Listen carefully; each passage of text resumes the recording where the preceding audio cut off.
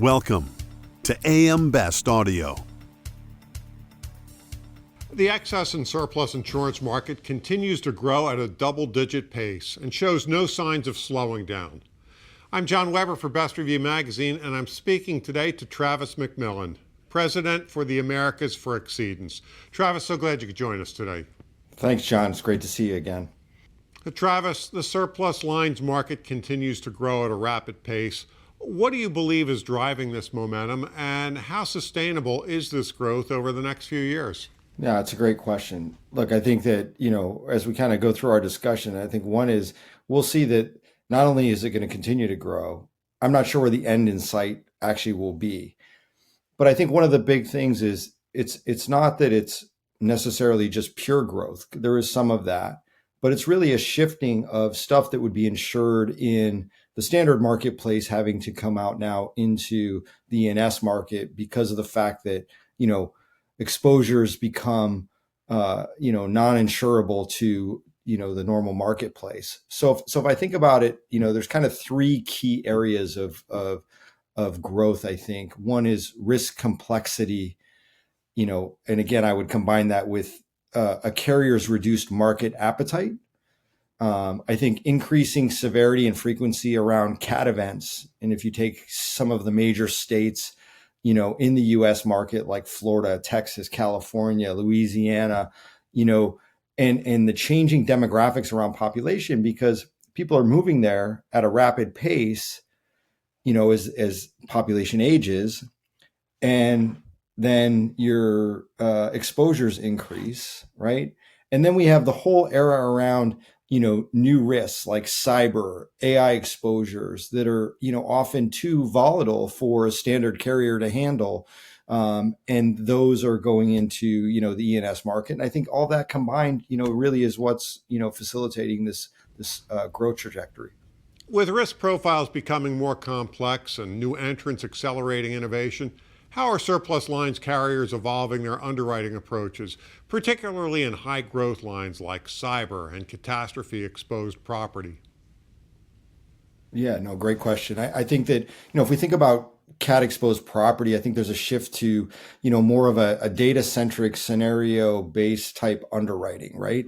And with all of the information that's out there that goes beyond just your traditional cat models that everyone's using, it really is allowing the underwriter to pull in other information and make the right risk decision. So if I use Florida property as an example, and if, looking at the evolution from, the elevation of a risk, let's say at sea level, a matter of inches within the profile of that risk, if I'm insuring flood, right, as one of the perils, can make an unbelievable difference when there's a catastrophic event, right? And so having the ability to get that information on a real-time basis in the process, I think is really, changing things. The other thing that would, with respects to things like aerial imagery, predictive climate models, things like that. All of this comes into the context of, of the risk and the exposure, which is really allowing, I think, the underwriters to make, better, more informative decisions. I think there's been a huge shift when we think about cyber and cyber underwriting approach, especially over the last 3 years. It's kind of gone from what I'd say a volume-based underwriting approach because it was so prevalent in the market to now carriers are really narrowing in on quality and the quality of risk, because while they enjoyed the growth for a number of years, guess what? Now here come the losses, right? Because cyber was very difficult. People didn't understand, how far out it would go and the complexities around it, and anytime something's new, we jump on board as underwriters, right? And then we have to kind of find our way. And I think they're starting to find their way now. And there's a lot of tools, I think, that are really coming to press on top of the fact that, if you think about the years from 2021 to 23, cyber had huge rate increases across the market, right? I mean, I'm talking 100, 200% year over year increases due to the claims volatility that was coming out of that sector of the market, right? And then when you think about all of that combined with the technology advancements and tech-led type MGAs, I think that it's kind of creating some stability there. So as we look ahead, I think we'll see much better results. Travis, what are some of the most pressing operational or compliance challenges surplus lines organizations are facing today, especially as regulatory expectations become more fragmented and nuanced across jurisdictions? That's an interesting question. So first is, if I'm an E&S carrier, right, and I'm writing in that space, I have the freedom of rate and form in any state across the U.S., which gives me a lot of flexibility to customize things, et cetera. If I'm a broker, however, right, the pressures there become exponential because all the responsibility comes to me. If I start, for example, I have a risk that I want to place into a surplus market. First, I have to go out to the standard market and make sure that I have received at least 3 declinations from standard lines carriers. I have proper documentation that shows that these were actually declined before I can even go out and start to get another quote, right? And so as we think about how data is becoming and information is becoming more prevalent in the marketplace, I think the pressures on, both carriers to validate that their distribution channels are doing all the right things, in addition to the distribution channels themselves having to make sure that they're checking all the right boxes, is going to become more and more prevalent, every single day. How are market participants rethinking distribution and capacity partnerships in the face of a hardening market and shifting appetites among traditional reinsurers? I would say that, the market participants are more open to our alternative like distribution today.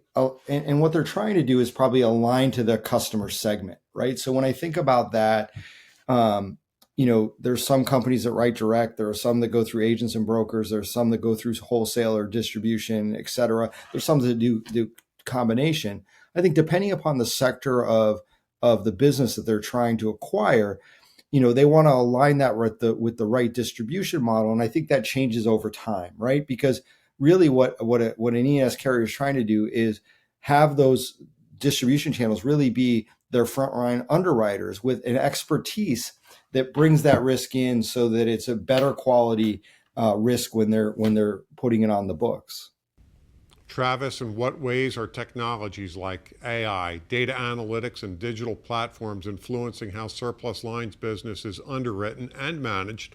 And where do you see the most untapped potential? Yeah, no, great question, John. So, first, I'm going to date myself a little bit. If I go back to like the 80s when I first started underwriting business, we did everything on paper. I'm talking snap sheets, right? I mean, that's the way it was. And then you get into the early 90s. Whoa, the advent of the fax machine. Holy cow, that's real time. I can put it on a machine, it shoots it over, and I can get an answer back right away. Then came the internet, right? And the internet was going to change everything. Underwriters are going to go away because the internet's here. And it definitely evolved the process of underwriting. I think, giving information and data, everything, on a real-time basis. But it also changes the dynamic of underwriting, right? At least it did at that time, because an underwriter who used to spend, let's say, 80% of their time focused on understanding the characteristics of the risk, the exposures, et cetera, dealing with their distribution to get the best offer, for the client, that shifted, right? So then they spent 80% of their time out getting information because it was so readily available across everything, and a lot less time actually underwriting the risk. So as we get into where we are today, 2 things I would say that are really, really interesting to me is that the rate of change and adoption of technology for the insurance industry in the last 5 years has been tenfold prior to the last 100 years. It's unbelievable, right? So that's number one. Number 2 is I think that what the technology brings to the table, things like AI, chatbots, Gen AI, all of this is a whole new way to look at not only underwriting, but how it can support the underwriter to have the right information as they're looking to make these decisions. And we're going to see this continue to evolve exponentially as things go, forward. Where we are today and where we'll be 2 years from now, I don't even think it'll look the same. But one thing I can assure you is the underwriter themselves will never go away. people at the end of the day will always need to be in the mix in making the right decisions for companies, while there'll be sectors of business that could be done through a full automated script. Then the underwriter's job changes a little bit, right? So then it becomes, how do I portfolio manage to make sure that all of the levers that I've set up that are selecting those risks that come in then have the right output, right? Did I all of a sudden have a loss that I didn't expect because there was an exposure there that shouldn't have come through the model, right? So the job changes and you have to evolve with the job, but you never go away. Looking ahead, Travis, what capabilities, whether related to talent, technology, or infrastructure, will be the most critical to success in the next phase of the surplus lines market evolution? So let's unpack that. So first, I think we need more talent to come into the industry, and based on as much as we rely on technology, kind of what I was saying earlier, you still have to have humans, right? I think that the underwriting population, again, using myself, I've been in the industry 35 years. Look, I'm a dinosaur in some sense, right? Because I have a history that goes across everything. I'm also innovative, but not everybody is shifted to adopt to where we are today, right? People are deciding to retire. And I think that concerns a lot of carriers as they look at this space to say, look, there aren't young people to come into the insurance industry, right? It's not one of those glamorous, kind of roles. But I also say that with the evolution of technology, maybe that's going to change because, the way in which like my kids who are in their late 20s would look at a problem statement around underwriting and technology would be different than the way I would approach it, right? And so I think roles will evolve. I think people will evolve. I think the industry will evolve. And I don't think it's not one answer. I think it's a combination of all these things together. And the companies that really can figure out how to grasp that and drive it forward will be the ones that will always be on the forefront, taking advantage of the market and the marketplace. Travis, great to speak with you today. Thank you, John. That was Travis MacMillian, President of the Americas for Xceedance. And I'm John Weber for Best Review Magazine.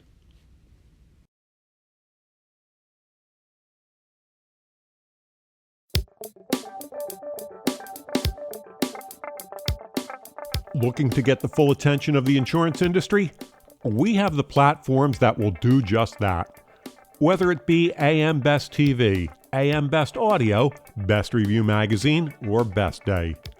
Find out more by calling AM Best Advertising Sales at 908-439-2200, extension 5399, and have a great day.